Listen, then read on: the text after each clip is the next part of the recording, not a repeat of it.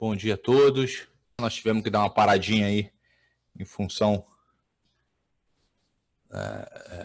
do Covid, que eu estava sem condições aí de conseguir dar aula. Aliás, deixa eu aproveitar e deixar gravando aqui, que eu estava sem condições de dar aula, e aí hoje vocês vão ter que aturar aí o plano de fundo, porque eu tive que sair de onde eu estava, né? Porque tive que ficar isolado do resto das pessoas aqui em casa, então eu tive que ficar no quarto.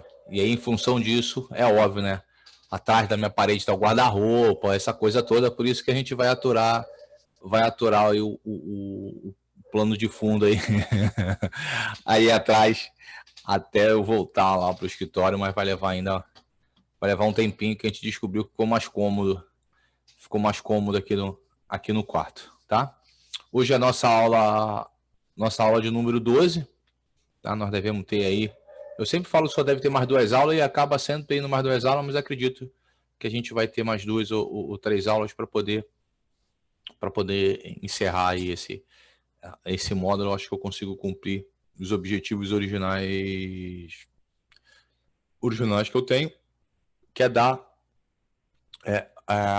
o primeiro nível de conhecimento para um técnico, para um engenheiro, para poder, eletrotécnico, para poder militar na área de fotovoltaica, sem ficar naquele ciclo de achando que fotovoltaica é apenas vender kit, coisas do gênero. Tem uma série de outras oportunidades oportunidades ou coisas ou necessidades de se fazer, bem focado na área técnica do engenheiro eletricista, do técnico eletrotécnico realmente, e que a gente não tem. Há uma carência no mercado, sobre isso, quanto a isso, né? Tanto no quesito de carência da necessidade de ter instalações mais seguras e melhores, quanto da carência até no quesito de oportunidade mesmo de negócio, né? Por que você não oferta um serviço diferente? Por que você está ofertando o mesmo serviço que todo mundo oferta, quando a gente tem aí uma demanda ou uma necessidade por outras coisas, tá? Então eu acho que a gente já praticamente conseguiu atingir esse primeiro objetivo que eu tinha, e depois disso aí vocês podem ou desenvolver por conta própria, ou, se for o caso, buscar treinamentos mais específicos e aí, por consequência, mais profundos naqueles pontos, tá? O que nós falamos até agora ao longo dessas 12 aulas, né? As primeiras aulas a gente se preocupou em dar uns conceitos básicos de energia solar, para a gente entender o que influi, o que não influi dentro de uma geração de energia solar fotovoltaica, o que influi a angulação, né, o azimuth, o que influi o tilt, o que é irradiância, o que é uma condição STC, foi a primeira parte. Depois a curva característica, que é dentro do lado de corrente contínua, dentro das necessidades elétricas, ou do entendimento da normalização elétrica e do funcionamento do sistema fotovoltaico, seria justamente a curva tensão por corrente do gerador solar, né, do módulo em si, que, em meu ponto de vista, talvez seja o conceito mais importante de energia solar que a gente precisa necessariamente conhecer. E depois disso começamos a pegar alguma coisinha de normalização, algumas explicações, para pegar a própria NBR 16690, que é a norma de arranjo fotovoltaico, para poder entendê-la e aí sim começar a aplicar. Falamos um pouco sobre proteção, coisa, quando eu necessito ou não de um fusível ou do disjuntor, e, na verdade, conceituando de que eu faço uma proteção contra a sobrecorrente reversa e não uma proteção contra curto-circuito, e também demos as explicações sobre seccionamento e interruptor, né, onde é que a norma exige o que, e a princípio quais são as diferenças entre os dois principais dispositivos, né, o que é um seccionador e o que é um interruptor seccionador. O que nós vamos tratar hoje? Hoje nós vamos tratar sobre os arranjos. Por quê? Eu vou precisar pegar todos esses conceitos que eu tenho na hora que eu estiver fazendo o projeto elétrico e preciso encaixá-los.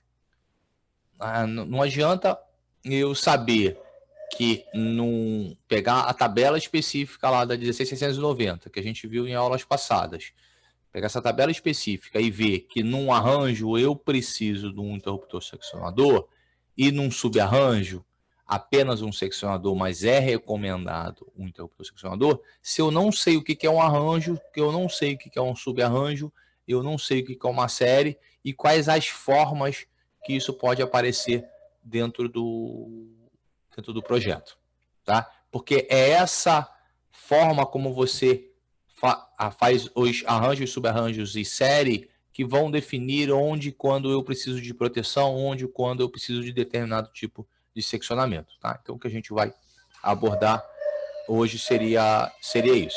Vamos lá, vamos começar, vamos falar sobre os tipos de arranjo. Acho que a primeira coisa que a gente tem um problema em fotovoltaica. Quando é que a fotovoltaica começou no Brasil? Quer dizer, não foi em 2012, mas vamos tratar a geração distribuída em 2012.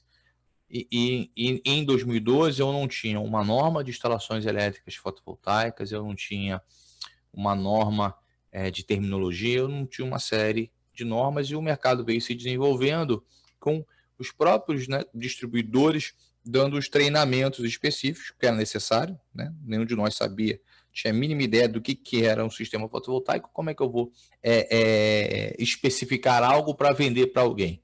Então, os primeiros aí, ou distribuidores, ou empresas de franquia, ou coisa que o valha, iniciaram os treinamentos para poder capacitar o público que iria consumir deles mesmos, né? E por não ter uma literatura, uma normalização ainda nacional, foi se fazendo adaptações em cima da literatura internacional, literatura dos conhecimentos. E o que acontece?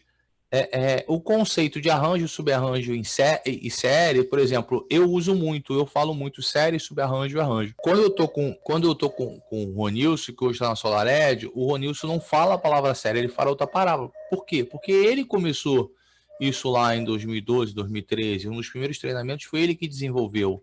E ele não fez, até porque a gente não tinha uma terminologia técnica, ele não fez a tradução, ele passou a utilizar o termo em inglês. Então quem está no mercado ou há mais tempo, ou no mercado há mais tempo de fotovoltaica, ou quem passa por um treinamento de quem está no mercado há mais tempo, acaba usando os termos em inglês. E se você não souber, eu hoje até por questões de cliente, eu preciso me comunicar com ele, eu acabo também usando os termos em inglês. Mas se você não tiver o conhecimento do significado desses termos em português, você não vai conseguir fazer a leitura e interpretação da norma, tá? Então, toda vez que a norma falar sobre a palavra arranjo, ela está falando que o inglês se chama de array.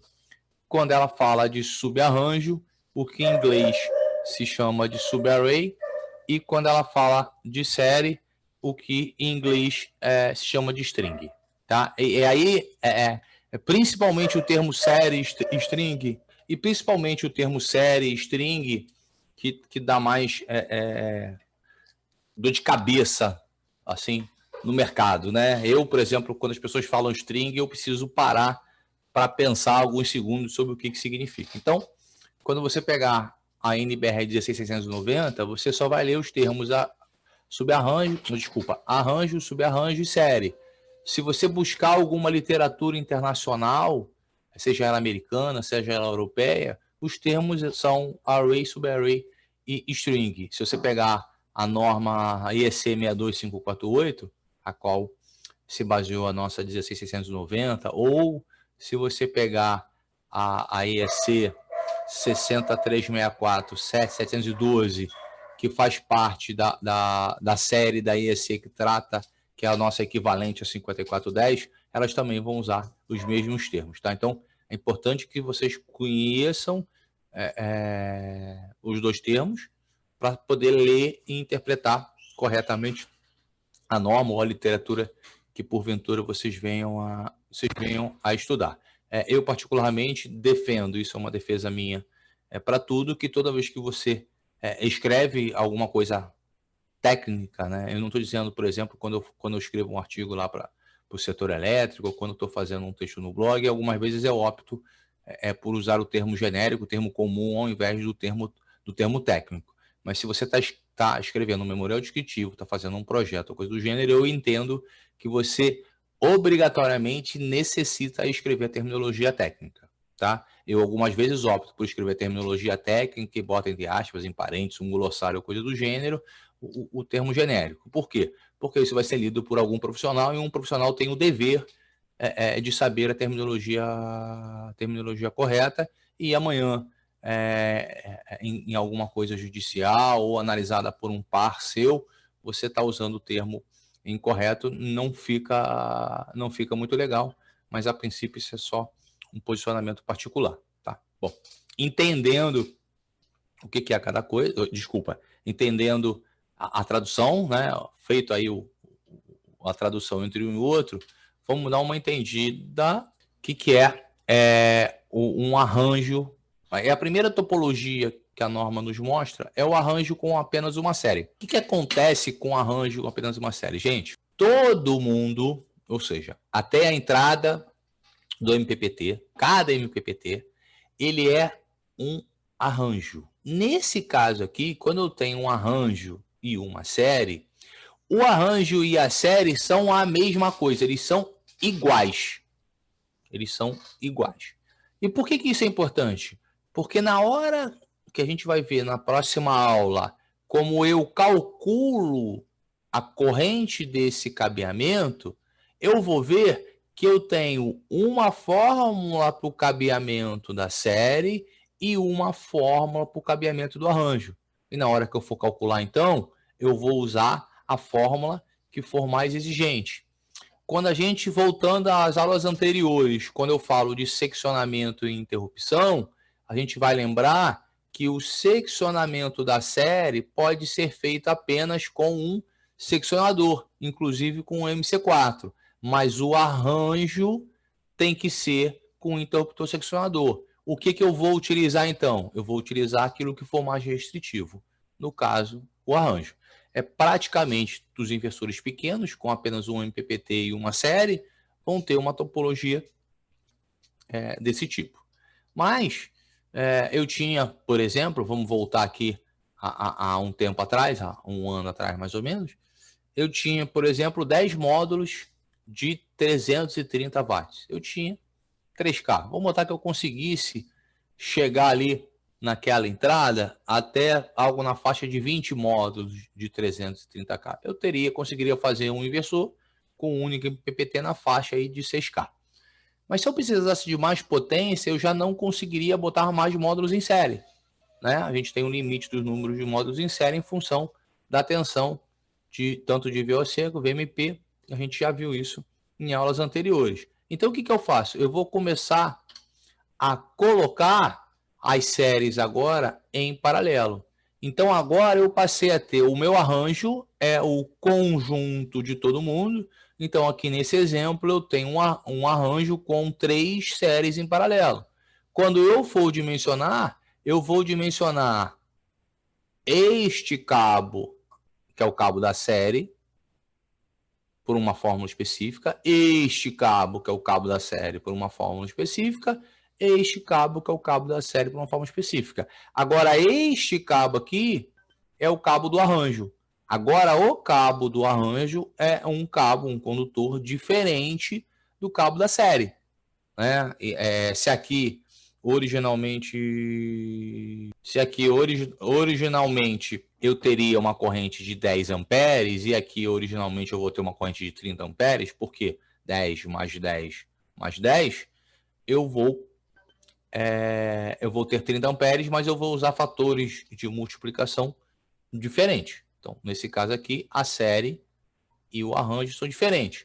Quando eu for voltar lá naquela tabela que a gente viu na aula anterior, para verificar o que eu preciso de seccionamento, eu vou ver lá que no condutor do arranjo eu necessariamente preciso do interruptor seccionador. E no condutor da série é recomendado apenas um seccionador, ou seja, eu poderia ter apenas um MC4 aqui, aqui e aqui, e aqui obrigatoriamente eu vou ter um interruptor seccionador. Uma outra hipótese que a gente tem é por motivos normalmente logísticos de manutenção, de operação, pelo tamanho da usina, para poder setorizar, eu, em vez de ligar todas as séries diretamente em paralelo, eu pego algumas séries e faço um paralelo, há algumas séries e faço um outro paralelo, há algumas séries e faço um terceiro paralelo. Essa figura está errada agora que eu vi. Todo mundo até aqui, o laranja era para vir até aqui, todo mundo até aqui é o arranjo. Então, esse aqui é o condutor do arranjo. Cada uma dessas séries tem aqui o condutor da série. Mas cada setorização que nós fizemos é chamado de subarranjo. Então, agora, numa topologia desse tipo, eu tenho a série, eu tenho o subarranjo e eu tenho o arranjo. E aí, se eu for lá, quando a gente for ver dimensionamento na aula que vem, a gente vai ver que esse cabo eu dimensiono por uma fórmula, este cabo eu dimensiono por uma fórmula diferente, e este cabo por uma fórmula que por acaso é a mesma do subarranjo. E se eu for lá na tabela, o que eu vou ver também na tabela de seccionamento? Eu vou ver que na série é recomendado um seccionador, que aqui é obrigatório, no mínimo, um seccionador, mas é recomendado um interruptor seccionador, e aqui é obrigatório um interruptor seccionador. Ou seja, se você não entender a diferença do que é um arranjo, um subarranjo, uma série, como ela pode ser ligada, você não consegue ler a ordem da norma. Tanto é que esse é um dos primeiros itens da norma.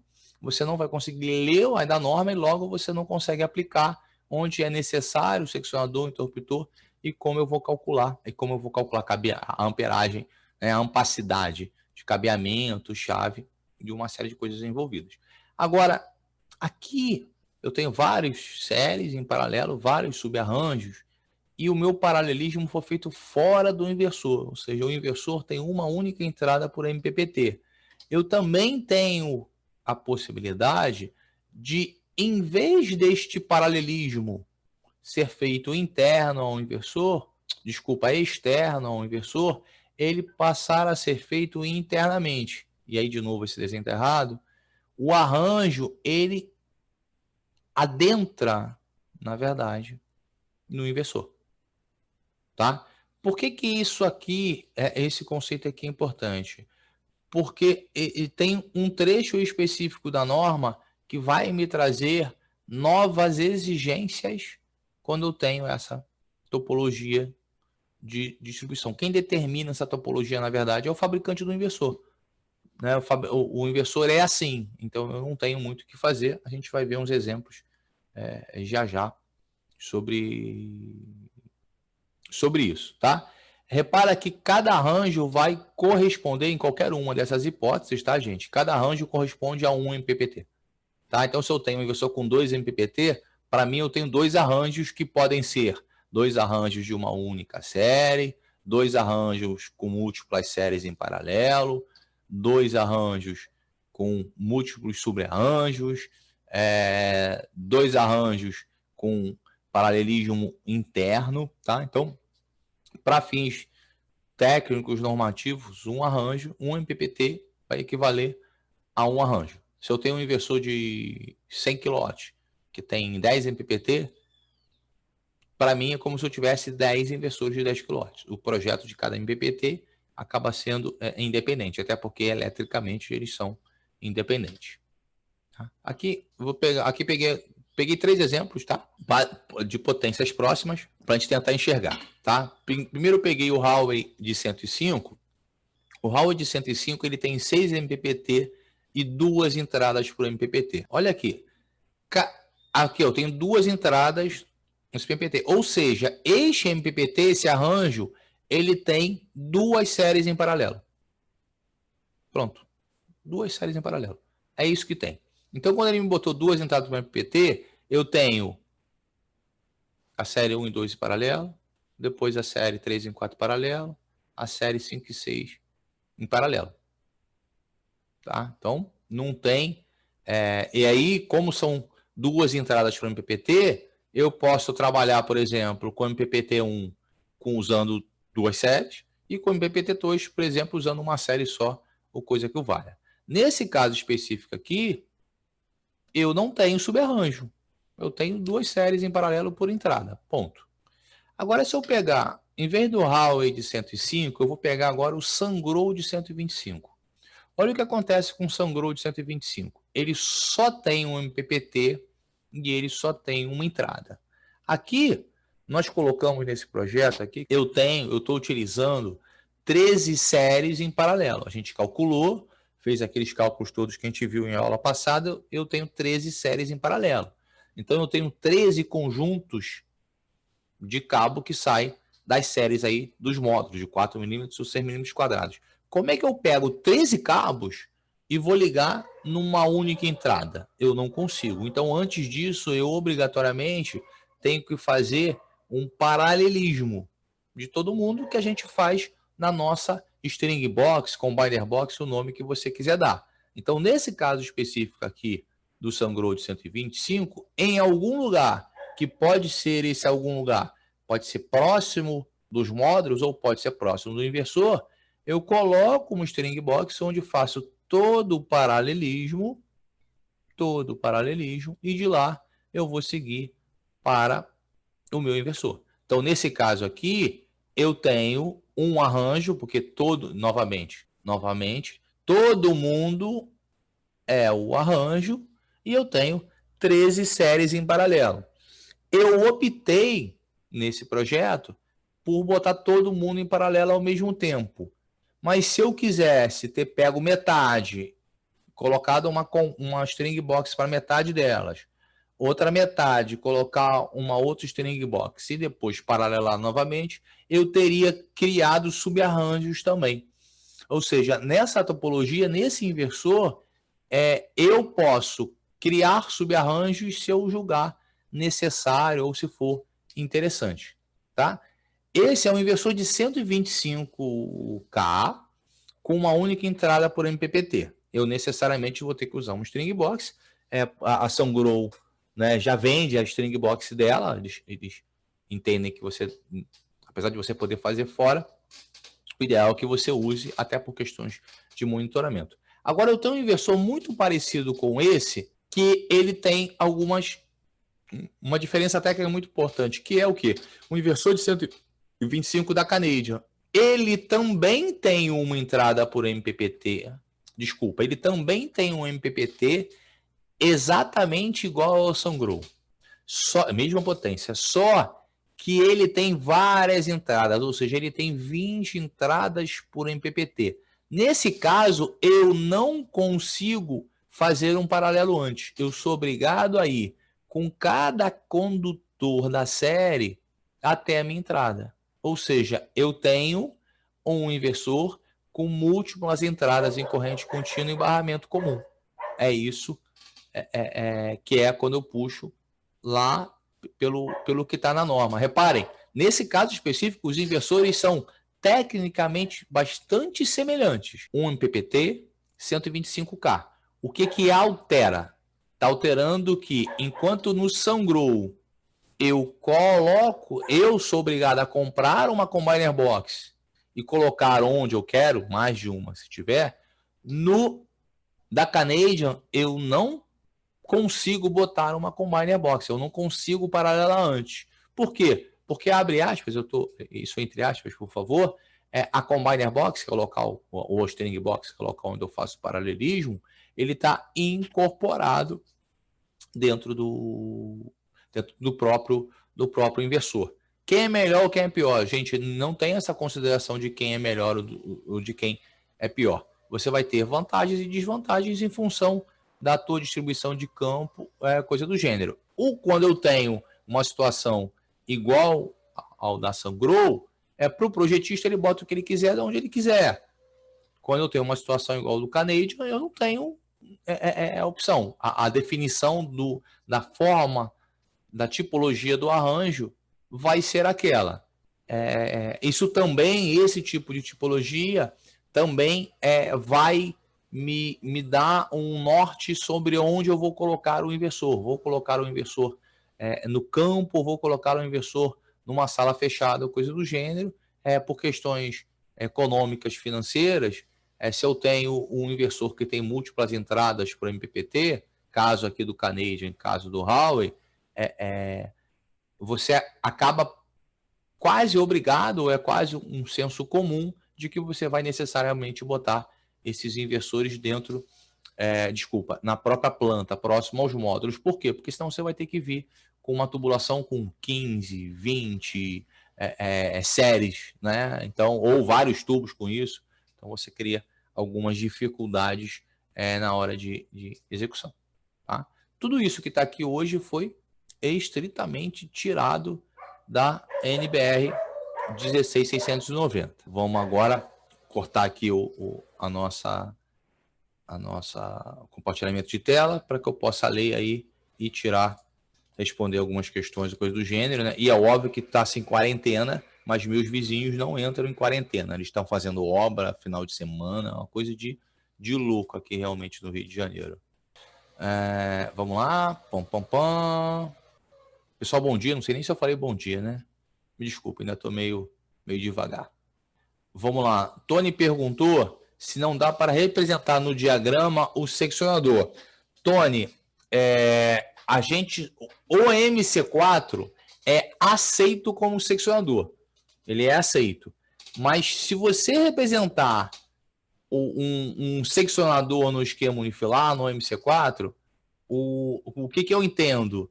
Que tem um sério risco de você, do cliente ou do executor, entender que você está colocando um seccionador externo. Então, eu só represento o dispositivo quando a gente coloca. Então vamos lá. Aqui, ó. O Canadian, internamente, ele tem um interruptor seccionador. Internamente. A gente representou aqui, ó, switch disconnector, tá? E botou aqui o interruptor seccionador. Cada uma das séries, ele entra aqui, né? Tem um terminal MC4 nesse inversor do Canadian. Na própria norma de simbologia, eu poderia representar isso aqui. Eu tenho uma simbologia para conexão, para conector. Tá?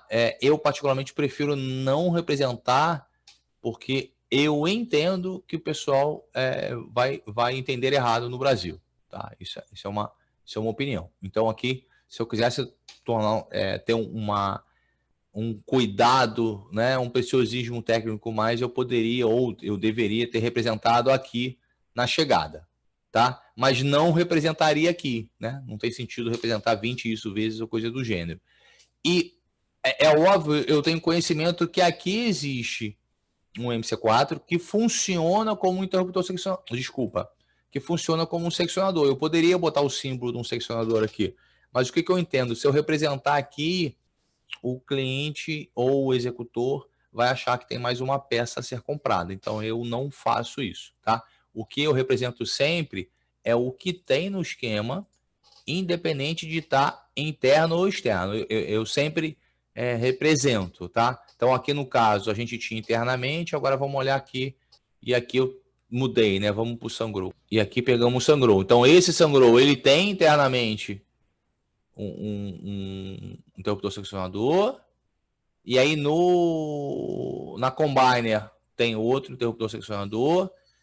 Repara, eu estou botando o fusível no próprio eixo, ou seja, isso é um porta-fusível com fusível, tá? E, de novo, não represento aqui o MC4 como sendo um seccionador, tá? No máximo, se eu levar isso em consideração na hora que eu estiver fazendo um laudo de NR10 ou até um memorial descritivo, não esse que você entrega na concessionária, mas um memorial descritivo realmente que vai ser utilizado para facility, para servir de base para desenvolver as instruções técnicas e coisas do gênero, e aí eu preciso, como projetista, dizer quais são meus princípios que eu adotei, até para que quem assuma a parte de operação, manutenção e segurança do site saiba as premissas que eu utilizei, e também por uma exigência da NR10, tá? Então, aí eu escreveria que foi considerado que em atendimento ao item tal, tal, tal da NBR 16690 foi considerado que a condição tal foi atendida através do conector tipo toque seguro, conforme item tal, ressalva-se na instrução técnica de que só pode se abrir o conector de toque seguro sem carga, que os procedimentos operacionais são esses, tá? Eu usaria nesse sentido, mas aí nós já estamos falando em estado da arte, tá? Não é nada comum isso no Brasil, pelo menos, tá? Na verdade, Silvia, na Canadian você vai, aquele caso específico, você vai precisar de mais cabo. A Silvia perguntou se especificamente no Canadian a gente não ia utilizar mais cabos, né? Olha o que acontece numa configuração desse que eu tenho múltiplas entradas para o MPPT. E esse é justamente do projeto ali de onde a gente ficou. Aqui eu tenho eu já vou botar o zoom aqui, tá, gente? Então, aqui eu tenho toda a minha usina, tá? Uma usina de quase 1 mega, CC é um pouquinho menor do que isso. Cada cor, tá, é um inversor que está atendendo. Essa planta é a planta onde a gente só mostra o cabeamento de corrente contínua, tá? Por questões de entendimento, nós separamos as linhas elétricas de corrente contínua em algumas plantas e as linhas elétricas de corrente alternada em outras plantas. Isso aqui é só para representar. Então, eu tenho uma planta macro, onde eu mostro toda a usina e todos os inversores, mas ficaria muito pequeno de eu ver o cabeamento de cada uma, então a gente faz uma setorização para poder ter plantas setorizadas, tá? Aqui no caso específico, nós estamos usando o Canadian, tá? Então, dá uma aumentada aqui na tela. Os inversores estão aqui, ó. Eu tenho um inversor aqui, nesse quadradinho aqui, tá? Que é o inversor 6, se não for a memória, que pega todos os módulos que estão roxos. Eu tenho um inversor que pega os módulos azuis, um inversor que pega os módulos verdes, um inversor que pega isso aqui e assim vai. Por que nós optamos por botar todos os inversores do lado de cá? Porque a entrada de energia, a parte de corrente alternada, está aqui. Quando eu fizer a linha elétrica de CA, de corrente alternada, eu posso vir recolhendo todo mundo por uma vala única aqui e ir entregando. E botei cada um dos inversores aqui. Vamos dar uma olhadinha agora na planta específica do setor, acho que 1 e 2. Vamos olhar uma olhadinha aqui na planta do setor 1 e 2. Peguei aqui a planta do setor 1 e 2, vamos focar aqui no 1, por exemplo. Eu estou com meu inversor aqui. Então, o que eu preciso fazer? Eu preciso que essas séries, lembrando que ele tem várias entradas, que elas cheguem na entrada do inversor. Então, eu tenho cada uma dessas pernas do tracker aqui uma série. Então, tem 1, 2, 3, 4 séries. Então, eu venho com todos os cabos aqui, recolhi aqui no meio do caminho, coloquei em um ou mais eletrodutos, desço aqui uma caixa de passagem, atravesso para cá, outra caixa de passagem, e eu fiz a ligação, né, na linha elétrica dessas 4 séries e depois até, desculpa, o inversor, fiz a mesma coisa aqui, ó. Tem uma caixa de passagem aqui, recolhi 2 séries, que são essas duas, né? As outras, essa aqui pode chegar direto aqui, recolhi o braço de cá e cheguei aqui. Aí aqui a gente detalhou, né, a caixa de passagem, os eletrodutos e coisa do gênero. Se eu tivesse optado, caso eu quisesse, poderia fazer, poderia. Aí nesse caso eu vou vir com os cabos de corrente contínua até aqui e daqui até o QGBT eu vou vir com os cabos de corrente alternada, né? Então eu tenho correntes diferentes e potências diferentes, seções de cabo diferentes. Se eu optasse por pegar este inversor que a gente colocou aqui e colocasse aqui, o que ia acontecer? Em vez de eu trazer, de novo aqui a lupinha, aqui, nesse ponto aqui, estão chegando o quê? 13 conjuntos de cabo. Aqui, deixa eu ver se essa planta aqui está com os eletrodutos. Ela não é essa planta que ele mostra as seções de cabo? Ô, gente, o que deu aqui em você? Deixa Deixa eu voltar isso para 100%. E agora aumenta de novo. Então, aqui eu estou com 13 conjuntos de cabo chegando aqui. Daqui, que vai ser o lado CA, até lá ao QGBT, eu estou saindo com um único cabo de CA. Se eu tirar o inversor daqui e colocar esse inversor lá junto ao QGBT, que eu posso, o que vai acontecer? Eu vou ter que levar 13 conjuntos de cabo até aquela cabine. Só que não são apenas 13 conjuntos de cabo, né? São 13 conjuntos de cabo especificamente por inversor. Então, reparem que eu teria que pegar esse cara que está aqui e levar 13 conjuntos de cabo para lá. Daqui, mais 13. Daqui, mais 13. Ou seja, eu tenho 6 inversores, eu estaria levando 78 conjuntos de cabo. Como é que eu estou levando isso agora? Agora, como isso tudo é CA, eu estou levando a linha elétrica CC geral, CABT. Acho que está aqui. Como isso tudo é CA, olha a diferença. Olha o que eu estou levando de CA. De corrente alternada, eu estou levando um conjunto para cada inversor. Então, eu estou levando 6 conjuntos de cabo, é óbvio, né? De uma seção um pouco maior, porque a corrente é maior, né? Eu estou levando uma corrente equivalente a uma potência de 125K por inversor. E quando eu estava levando 13 conjuntos de cabo, cada conjunto de cabo está levando aí uma média de 12K apenas, considerando aí o bendito do overpending, tá? Então, fica complicado ou o estranho você relocar o inversor. Se eu tivesse usando um Sungrow, por exemplo, onde eu tenho uma Combiner Box, e eu quisesse colocar o meu inversor aqui, por exemplo, não teria problema nenhum, porque eu colocaria, nesse caso, a Combiner Box aqui. Tá? Então, esse trecho de cabo seria um trecho de cabo de uma corrente de 200 amperes, por exemplo, em corrente contínua. Tá? Então, eu consigo, quando eu tenho uma única entrada para o MPPT, que é o cabo, caso do Sungrow, eu consigo fazer paralelismo na planta. Então, quando o meu inversor é do tipo de Sungrow, eu posso escolher basicamente onde é que eu vou colocá-lo, inclusive fazer um skid. Quando eu tenho um caso de múltiplas entradas para o MPPT, que é o caso do Howell, é o caso do Canadian, é o caso do SMA de 75, eu quase que sou obrigado. Eu não sou obrigado, tá, Silvia? Você também consegue projetar e executar colocando ele de forma distante, mas não fica, talvez, a melhor solução em nível de engenharia, ok? Não sei se consegui te responder.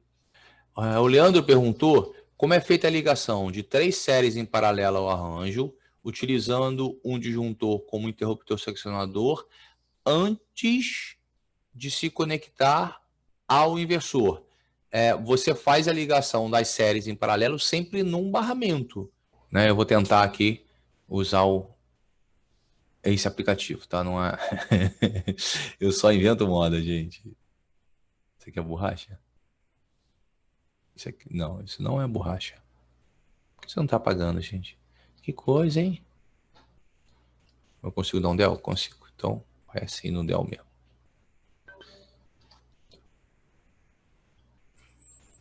Show. Então, agora vamos ver se eu consigo desenhar isso aqui bonitinho. Bom, o que eu tenho sempre? Você vai ter um barramento comum, interno ou externo, é exatamente um barramento mesmo, um barramento de cobre.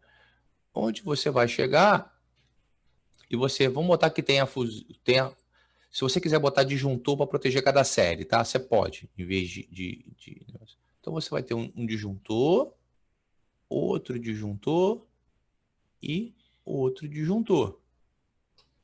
Cada uma das tuas... Isso aqui seria um MC4, tá? Cada uma das tuas séries chegou aqui. Esse disjuntor, que vai ser um disjuntor aí que vai ser um disjuntor de, sei lá, disjuntor de 15 amperes, ele tá aqui para quê? para proteger contra sobrecorrente reversa. Isso aqui é um disjuntor de proteção. Agora, o teu arranjo total precisa ter um interruptor seccionador. Então, aqui você tem um interruptor seccionador de, por exemplo, 50 amperes, tá? É assim que eu faço. Se você, ao invés de ter 3, aqui você tem 3, né? E possivelmente, vamos botar que seja um módulo de máxima corrente reversa de 15 amperes, você teria proteção. Mas vamos supor que você não tenha 3, que você tenha apenas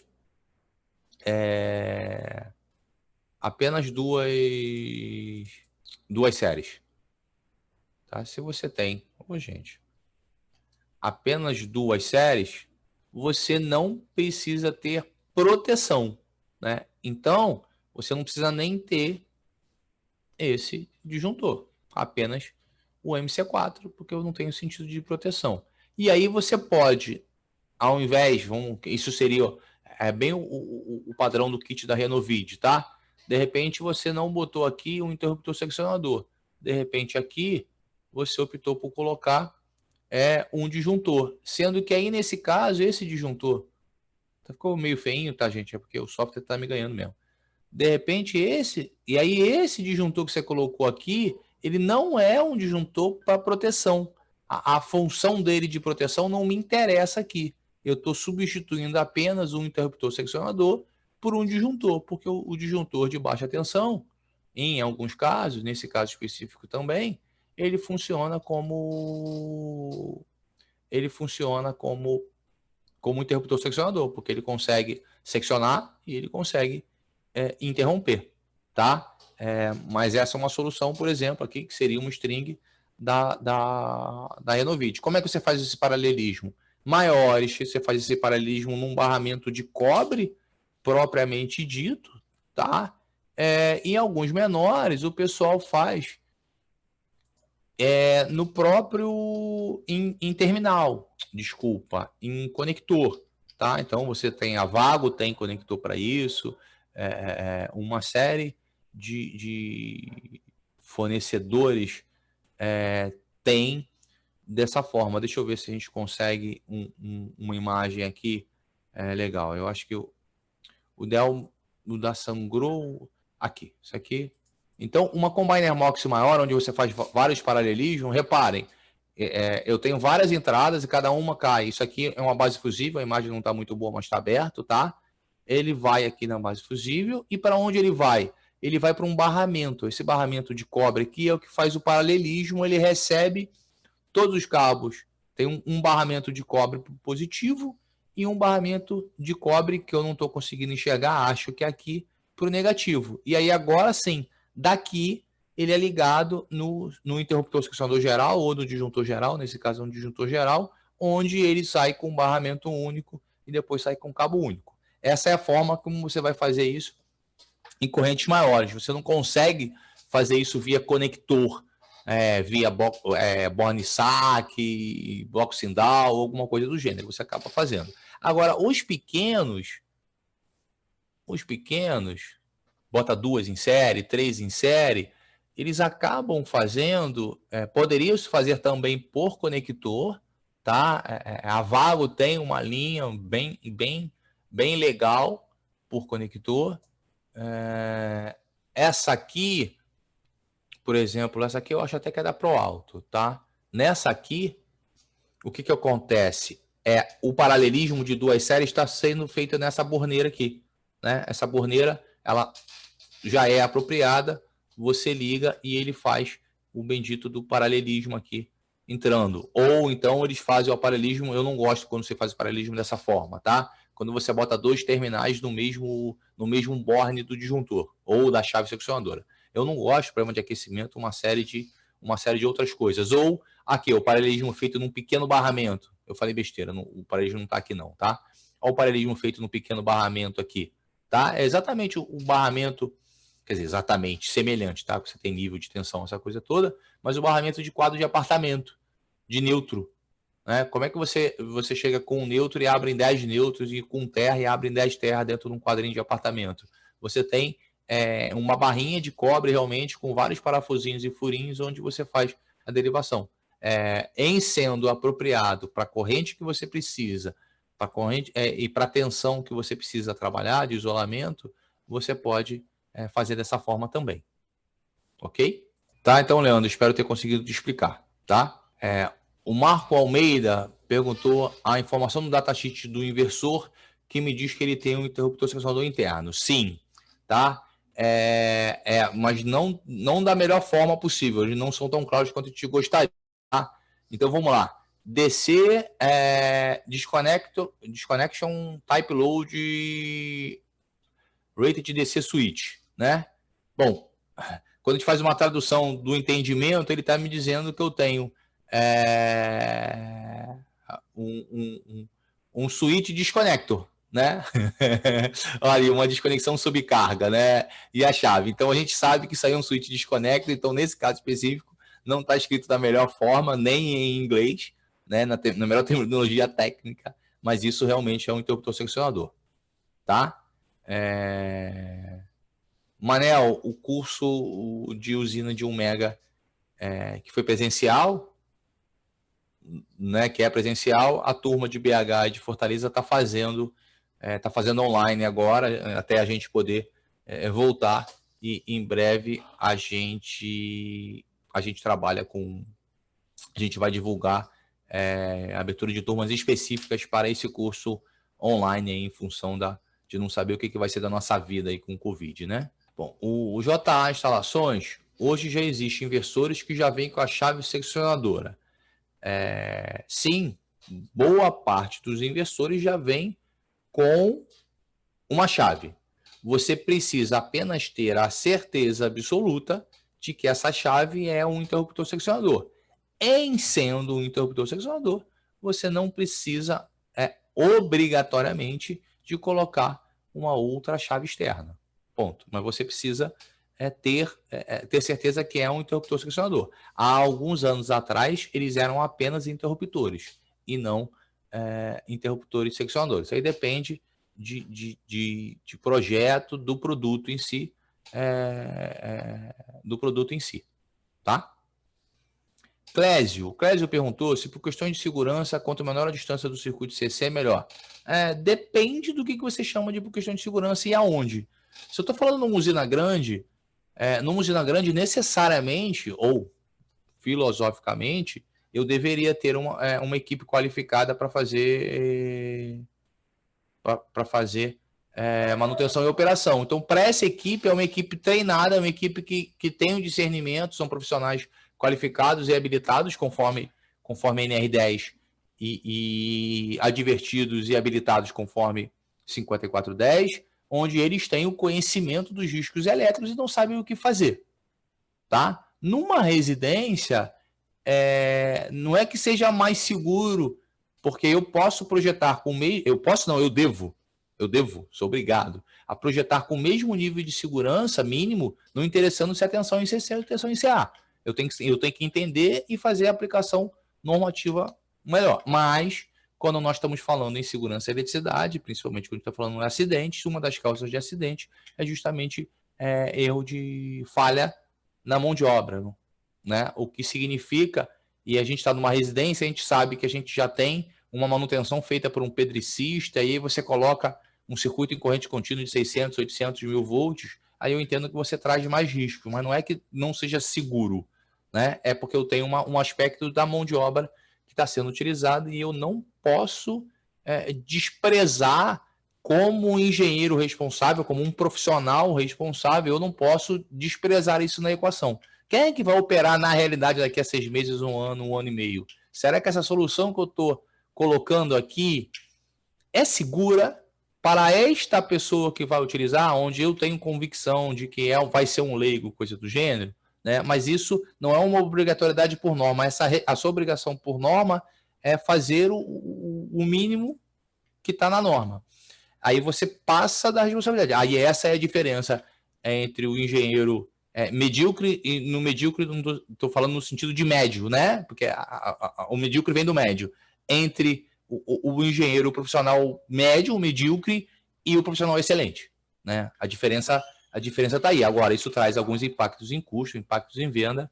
A vida não é tão simples assim quanto a gente gostaria, tá? Igor, sim, o custo de usina de 1 mega vai ser divulgado, se Deus quiser, essa semana aí, vamos fazer o lançamento, tá?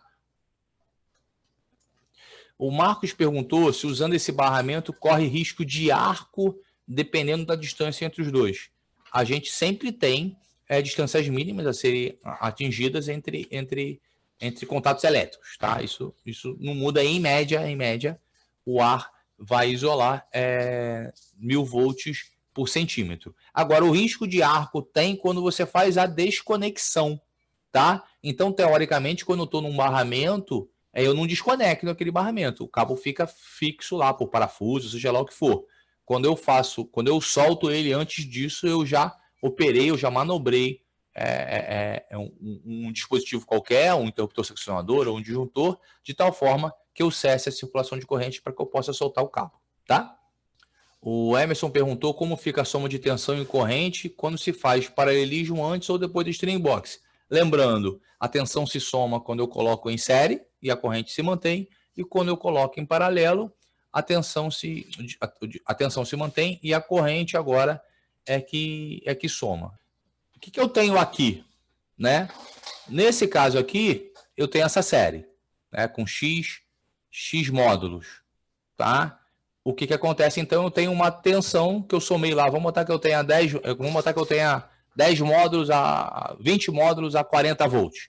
Então, eu tenho uma tensão entre este ponto e este ponto de 800 volts, tá? Aqui eu tenho também, por isso que eu sou obrigado a botar séries em paralelo do mesmo tamanho.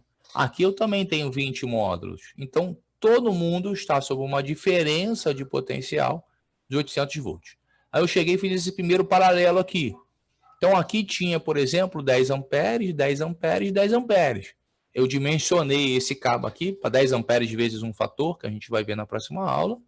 E aqui eu já não vou dimensionar esse condutor para 10 amperes. Por quê? Porque ele enxerga 10 mais 10 mais 10, 30. Aí eu vou dimensionar por 30 vezes um fator, que a gente vai ver na próxima aula. Esse cabão aqui geral, ele pega o quê? Ele pega esses 30, pega esses 30, pega esses 30. Eu fiz um novo paralelo aqui. E eu vou dimensionar aqui por 90 vezes um fator que a gente vai ver. Então, antes do paralelismo, eu tenho uma corrente, pós-paralelismo, eu tenho uma outra corrente. E aí eu tenho que dimensionar condutor, chave, todos os dispositivos dentro de uma corrente compatível com a minha necessidade. Ok? Márcio, primeiro, o Márcio perguntou se é obrigatório o uso de string box do lado AC com seccionador e DPS. Primeiro, não existe string box AC, isso não existe. No lado AC é um quadro de distribuição. Ponto, tá? É um quadro de distribuição. E o DPS, sim.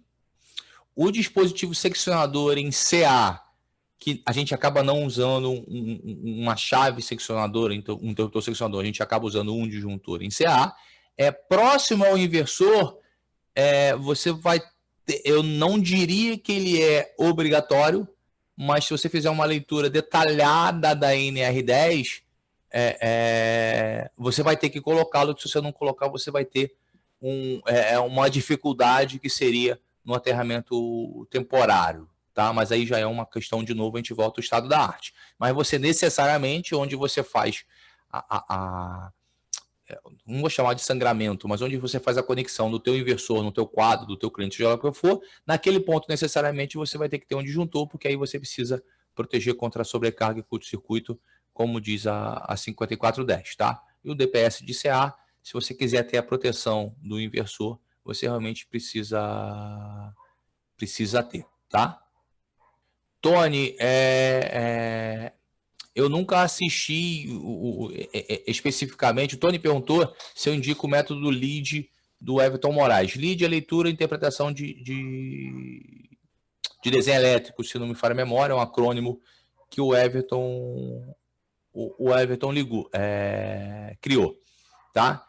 Eu não assisti, eu não conheço o método, coisa do gênero, eu aprendi a fazer leitura e interpretação ainda no curso técnico, então não necessariamente tinha tinha uma técnica específica com um nome técnico específico, mas o Everton faz um excelente trabalho, é um excelente profissional. Ele começou também sendo professor do Senai, ele tem uma técnica muito boa de explicar, e eu ouço falar muito bem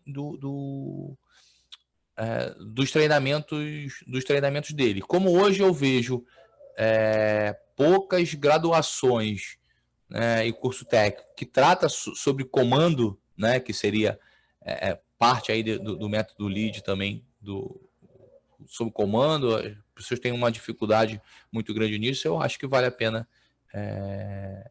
o investimento aí no curso do Everton, tá? Deixando claro, é óbvio que o Everton também é meu amigo, é sempre bom te deixar claro esse tipo de coisa, mas eu acredito, eu não sei o valor, tá? Mas acredito que é válido sim para quem tem dificuldade de leitura num esquema unifilar e coisa do gênero. Porque se você me perguntar como é que você aprendeu a ler um esquema unifilar, eu sei lá como é que eu aprendi a ler um esquema unifilar. Tá? Eu não lembro de ter nenhum livro, nem no meu tempo, que dissesse como é que eu leio um esquema, ou como é que eu faço um esquema unifilar. Sei lá, em algum momento isso entrou dentro da alma lá da gente no curso técnico e nunca mais saiu. Então, realmente, acho que vale a pena para quem tem dificuldade ou precisa desenvolver nisso, tá? E a última pergunta de hoje, o Alan Bruno perguntou se uma possível redução de tensão em um dos nichos do módulo pode gerar algum tipo de corrente reversa. Pode. É por isso que, mas lembrando sempre que os módulos já suportam uma corrente reversa máxima, tá? Então, enquanto essa corrente reversa estiver dentro desse limite que ele aguenta, você só tem perda de geração de energia, né? Você deixou de entregar alguma coisa à carga. Se for mais do que isso, você começa a ter pontos de aquecimento que podem, em algum momento, provocar incêndio. Por isso que a gente faz. Aí, nesses casos, quando eu tenho risco disso, né? Quando eu tenho risco de uma sobrecorrente reversa, é que eu faço a proteção. Ok? Pessoal, nós já até passamos um pouquinho da hora, são 10h10, tá? Queria pedir para vocês, tá faltando, tem pouco joinha, tá? Eu passei ferrado de Covid aqui, voltei, então vocês têm que me dar uma joinha aí, tá? Vocês não esquecem de dar joinha. Quem não está inscrito no canal lá do Telegram, a Cafazig já botou o link aí para vocês, tá? Lá a gente divulga as novidades e quando essa aula, daqui a pouquinho, a gente tira ela do ar e depois que ela for editada, a gente avisa lá no grupo do Telegram e é por lá que a gente libera também os PDFs da aula, tá? Então, agradeço aí a todo mundo. Terça-feira a gente tá de volta de manhã com a próxima aula. Na terça-noite, às 7 horas da noite, se não me fala a memória, depois eu pego os dados melhor com o Edson Martinho. Nós temos um web debate pela Bracopel, falando sobre condutores em fotovoltaica. Eu, Edson Martinho, e o pessoal da Cobrecon, né, tanto o Giba quanto o Wilton Moreno, lá que é consultor da Cobrecon. Então nós vamos debater sobre condutores em aplicações de fotovoltaica, é um gratuito, tá? Depois a gente passa o link, assim que eu conseguir pegar com o Edson, link da inscrição, essa coisa toda. Ok? Marcos, o tratamento Covid foi Novalgina, azitromicina e muita oração. Esse foi o tratamento de Covid. Ok? Pessoal, então vamos encerrar por aqui. Muito obrigado pela companhia de vocês. Um bom final de semana aí para todo mundo. E nós nos encontramos terça-feira, sem preguiça, às 8 horas da manhã. Forte abraço aí a todo mundo, hein?